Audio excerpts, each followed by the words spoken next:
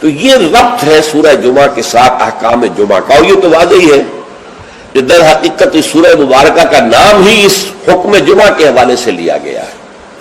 اچھا، اب اس میں حکم جمعہ کی اہمیت کیا ہے اس کو آپ سمجھیے۔ میں چند احادیث آپ کو سنا رہا ہوں۔ ترمذی شریف کی روایت ہے، من ترک الجمعہ ثلاث مرات تہاونا طبع اللہ علی قلبہ، جس شخص نے 3 جمعے چھوڑ دیے کسر کی وجہ سے، یعنی کوئی اور عذر نہیں ہے، بیماری نہیں تھی، مسافر نہیں تھا، کوئی نہیں عذر، تہاونا، بس وہ اس کی اہمیت کو نہ سمجھتے ہوئے، اس کو کہتے ہیں ہون، جو آسانی سی بات ہو، بس کوئی اہمیت نہ ہو جس کی، تو تہاونا طبع اللہ علی قلبی، اللہ تعالیٰ اس کے دل پر مہر کر دے۔ اور یہ مہر کر دینا وہ بدترین سزا ہے جو بدترین کافروں کو دنیا میں دی جاتی ہے۔ ختم اللہ علی قلوبہم طبع اللہ علی قلوبہم، یہ بدترین کافروں کی سزا ہے۔ جو مسلمان جمعے کی اہمیت کو نظر انداز کرتے ہوئے بغیر کسی عذر کے اگر وہ جمعہ چھوڑ دے گا 3 جمعے، تو اس کے دل پر مہر ہو جائے گا۔ من ترک ثلاث جمع تہاونا بہا طبع اللہ علی قلبہ، پہلی روایت ترمذی کی تھی، یہ ابو داؤد اور نسائی کی ہے۔ وقال مالک، امام مالک نے موطا میں جو بات کہی ہے وہ یہ ہے کہ لا ادری عن النبی صلی اللہ علیہ وسلم ام لا الا انہ صفوان بن سلیم رضی اللہ عنہ قال من ترک الجمعۃ ثلاثا من غیر عذر ولا علت طبع اللہ علی قلبہ۔ امام مالک نے جو ان کی کتاب مشہور ہے الموطا، حدیث کا پہلا مجموعہ، حدیث اور فقہ دونوں کا، اس میں کہتے ہیں امام مالک کہ میں یہ تو نہیں کہہ سکتا کہ یہ صفوان ابن سلیم نے رضی اللہ عنہ حضور سے سن کر کہا یا خود کہا، لیکن ان کا قول یہ ہے کہ جس نے بھی 3 جمعے ترک کر دیے بغیر کسی عذر کے، بغیر کسی بیماری کے، طبع اللہ علی قلبہ ہی، اللہ تعالیٰ اس کے دل کے اوپر مہر کر دے گا۔ سب سے سخت حدیث یہ صحیح مسلم کی ہے، عبداللہ ابن عمرو بن العاص اور ابو ہریرہ دونوں سے مروی ہے رضی اللہ تعالی عنہما، انہما سمع النبی صلی اللہ علیہ وسلم، یہاں بالکل یہ مرفوع حدیث ہے کہ ان دونوں نے سنا حضور سے یہ فرماتے ہوئے لَيَنْتَهِيَنَّ أَقْوَامٌ مِّنْ غَدِرِ الْجُمُعَاتِ أَوْ لَيَخْتِمَنَّ اللَّهُ عَلَىٰ قُلُوبِهِمْ ثُمَّ لَيَكُونُنَّ مِنَ الْغَافِلِينَ، لوگ باز آ جائیں اپنی جمعے کی نماز کو ترک کرنے سے، ورنہ لازماً اللہ تعالیٰ ان کے دل پر ختم کر دے گا، مہر لگا دے گا۔ یہ وہی لفظ ہے جو سورہ بقرہ کی ابتدا میں آیا ہے، ان الذین کفروا سواء علیہم انذرتہم ام لم تنذرہم لا یؤمنون ختم اللہ علی قلوبہم وعلی سمعہم وعلی ابصارہم غشاوہ، پھر وہ غافلوں میں سے ہو جائیں گے۔ اسی صحیح مسلم میں حضرت عبداللہ ابن مسعود سے ایک اور روایت ہے، ان النبی قال لقوم یتخلفون عن الجمعۃ لقد ہممت ان آمر رجلا یصلی بالناس ثم احرق علی رجال یتخلفون عن الجمعۃ بیوتہم۔ حضور نے فرمایا میرا یہ دل چاہتا ہے کہ میں کسی اور شخص کو امامت کے لیے کھڑا کر دوں اور ان لوگوں کے گھروں میں جا کر ان کے سمیت آگ لگا دوں کہ جو جمعے کے اندر حاضر نہیں ہوتے۔ اب آپ ایک طرف حضور کی شخصیت کو دیکھیں، آپ کے اندر نرمی تھی، رقت تھی، شفقت تھی، محبت تھی، رأفت تھی، لیکن دوسری طرف سختی کا یہ عالم ہے کہ جمعے کی اہمیت تاکہ معلوم ہو جائے کہ جمعے کی اہمیت کیا ہے۔ یا ایھا الذین آمنوا اذا نودی للصلاۃ من یوم الجمعۃ فاسعوا الی ذکر اللہ وذروا البیع، اے ایمان کے دعوے دارو، جب پکارا جائے نماز کے لیے جمعے کے دن، مراد ہے نماز جمعہ۔ ویسے تو ظاہر بات ہے کہ اذان تو فجر کی بھی ہوگی، عصر کی بھی، مغرب کی بھی، عشاء کی بھی، یہاں مراد کیا ہے؟ نماز جمعہ کے لیے جب اذان دی جائے فاسعوا الی ذکر اللہ، لفظی ترجمہ تو ہوگا تو پھر دوڑ پڑو اللہ کے ذکر کی طرف، صحیح کے معنی دوڑنا ہے،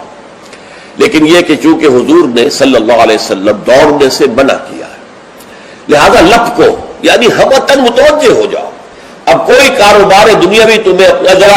اس گاہک کو نپٹا لوں، پھر نہیں، فوراً کاروبار بند۔ فرمایا فاسعوا الی ذکر اللہ وذروا البیع، کاروبار چھوڑ دو۔ ذالکم خیر لکم ان کنتم تعلمون، یہی تمہارے لیے بہتر ہے اگر تم سمجھو۔ اب دیکھیے غور کیجئے اس میں کہ ہو سکتا ہے کوئی شخص کوئی دکاندار بیچارہ صبح سے بیٹھا تھا، کوئی گاہک نہیں آیا، جس وقت گاہک دکان میں داخل ہوا اسی وقت اب اذان جمعہ کی آواز آ گئی. اب بڑے سخت امتحان میں ہے وہ، لیکن فرمایا گیا ذالکم خیر لکم، بظاہر گھاٹے کا سودا ہے، صبح سے بیکار بیٹھے تھے، کوئی گاہک نہیں تھا، اب آیا ہے کہ نماز کی اذان آ گئی، چھوڑ کے جانا پڑے گا. ضرور ہے کاروبار چھوڑ دینا، یہ لازم ہے، یہ حکم ہے، یہ واجب ہے، فرض ہے چھوڑ دینا، اس میں کسی قسم کی کوتاہی جو ہے وہ پسندیدہ نہیں ہے. تو جمعے کی اہمیت کے لیے ایک طرف تو قرآن مجید کے یہ الفاظ یا ایھا الذین آمنوا اذا نودی للصلاۃ من یوم الجمعۃ فاسعوا الی ذکر اللہ وذروا البیع ذالکم خیر لکم ان کنتم تعلمون، اور اس کے ساتھ جمع کیجئے وہ احادیث جو میں آپ کو سنا چکا. اگر 3 جمعے کسی مسلمان نے بغیر عذر کے، ہاں عذر ہو سکتا ہے، آپ بیمار ہیں تو آپ پر فرض نہیں ہے، آپ مسافر ہیں تو مسافر پر فرض نہیں ہے، آپ غلام ہیں کسی کے تو آقا کی اجازت کے بغیر نہیں جا سکتے، لہذا غلام پر بھی جمعہ فرض نہیں ہے، بچے پر بھی جمعہ فرض نہیں ہے، خواتین پر جمعہ فرض نہیں ہے، وہ اپنی ظہر کی نماز اپنے گھروں میں ادا کریں، جمعہ کی فرضیت نہیں ہے. لیکن جس پر جمعہ فرض ہے اور پھر وہ صرف تہاوناً کسل مندی یا اس کی اہمیت کو نہ سمجھتے ہوئے وہ اگر جمعے مسلسل 3 ترک کر دے گا تو طبع اللہ علی قلوبہم بھی آ گیا، اور ختم اللہ علی لیختمن اللہ علی قلبہ، اللہ تعالیٰ اس کے دل کے اوپر مہر کر دے گا. اچھا، اس میں اب جو نوٹ کرنے کی بات ہے وہ یہ ہے، جمعے کو جمعہ بنانے والی شے خطبہ جمعہ ہے. نماز تو ظہر کی نماز کا قائم مقام جمعہ ہے نا، ظہر کے 4 فرض ہیں اور جمعے کے 2 ہیں. تو نماز اصل شے نہیں ہے، اصل شے جو ہے خطبہ جمعہ ہے، جس نے کہ جمعے کو اہمیت دی. اسی کہ خطبہ میں تعلیم ہوتی ہے، تلقین ہوتی ہے، جسے میں نے کہا اصل جو مقصد ہے یہ ہفتہ وار اجتماع ہے. اس ہفتہ وار اجتماع میں تازہ کرنا ہے اپنے نظریے کو، اپنے خیالات کو، اپنے نظریات کو، اپنے عقائد کو تازہ کرنا ہے، اسے پانی دینا ہے، سینچنا ہے، اور یہ کام در حقیقت خطبے کا ہے. ویسے یہ کہ تاریخی اعتبار سے جان لیجئے کہ اسلام جو ہے شروع سے اسلام ہے، حضرت آدم سے لے کر حضور تک اور آج تک اصل دین جو ہے وہ اسلام ہے. ان الدین عند اللہ الاسلام. یہ تو اسلام کے ایڈیشنز ہیں کہ ایک خاص احکام جو حضرت موسیٰ کو دیے گئے تو وہ اس وقت کے لوگوں کے لیے وہ لازم تھے، پھر وہ احکام جو ہے شریعت محمدی کی شکل میں آئے ہیں صلی اللہ علیہ وسلم تو ہم پر وہ واجب ہے، لازم ہے. لیکن یہ کہ یہ نظام جو ہے رہا ہے ان تمام مذاہب میں کہ ہفتے کے ایک دن کو فارغ کیا جائے اللہ کی یاد کے لیے. چنانچہ یہ حکم جمعہ ہی تھا کہ جو دیا گیا تھا امت موسوی کو علی نبی الصلوۃ والسلام. جمعہ کا دن تھا، ہمیشہ سے جمعہ ہی کا دن جو ہے وہ در حقیقت مقدس دن ہے، اور جمعہ ہی کا دن ہے کہ جو ابتدائے آفریدش سے چلا آ رہا ہے اس کام کے لیے. لیکن یہودیوں نے اپنی جو بھی شر پسندی تھی ان کے اندر، ان کے مزاج میں جو بغاوت تھی، ان کا جمعے کو چھوڑو جی ہفتہ کرو. اللہ تعالیٰ نے بھی پھر ہفتہ ہی ان پر فرض کر دیا. اور ان کے ہاں یہ ہفتہ اتنا سخت تھا، جمعے کی مغرب کی نماز کے بعد سے لے کر اگلے ہفتے کی مغرب تک 24 گھنٹے کوئی کاروبار دنیاوی مطلقاً حرام تھا. آج بھی امریکہ کے اندر جو لوگ رہتے ہیں، جو کہ پریکٹسنگ جیوز ہیں، جن کے وہ لمبے لمبے بال ہوتے ہیں، ادھر زلفیں ہوتی ہیں، اور انہوں نے لمبے لمبے کوٹ سے رنگ کے پہنے ہوتے ہیں، اور فیلٹ ہیٹ ہوتا ہے ان کا خاص طرز کا سیاہ رنگ کا. یہ جو پریکٹسنگ یہودی ہیں، آرتھوڈاکس یہودی ان کو کہتے ہیں، یہ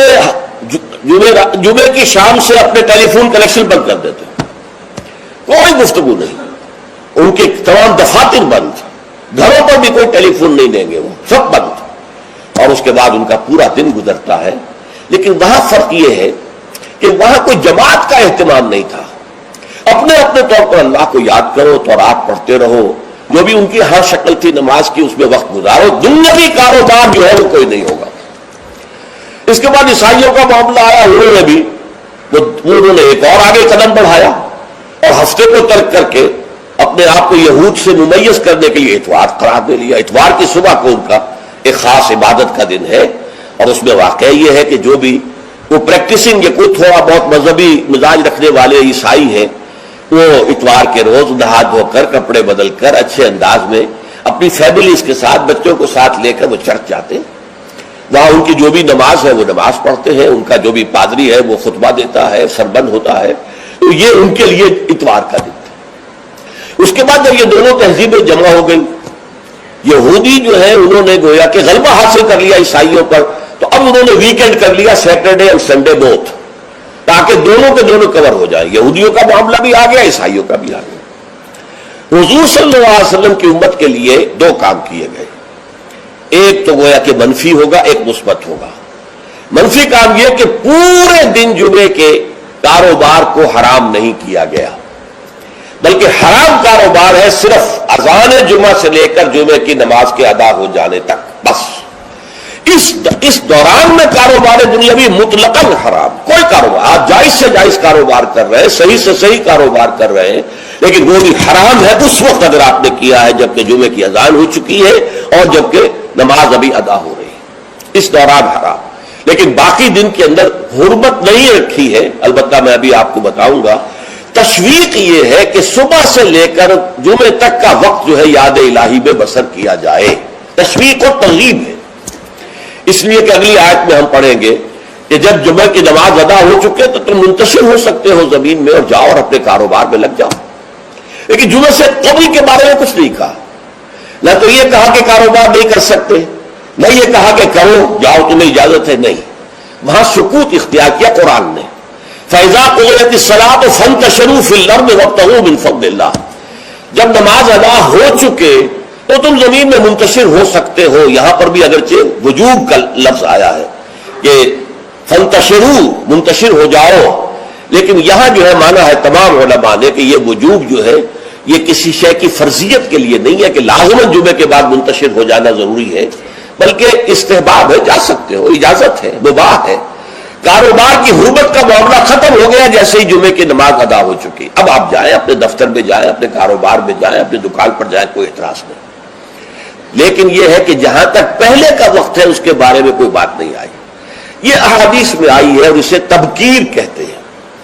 پسندیدہ یہ ہے کہ جمعے کی صبح ہی سے انسان جو ہے وہ اس کام میں مصروف ہو جائے جو کام یہودیوں کے ہاں تھا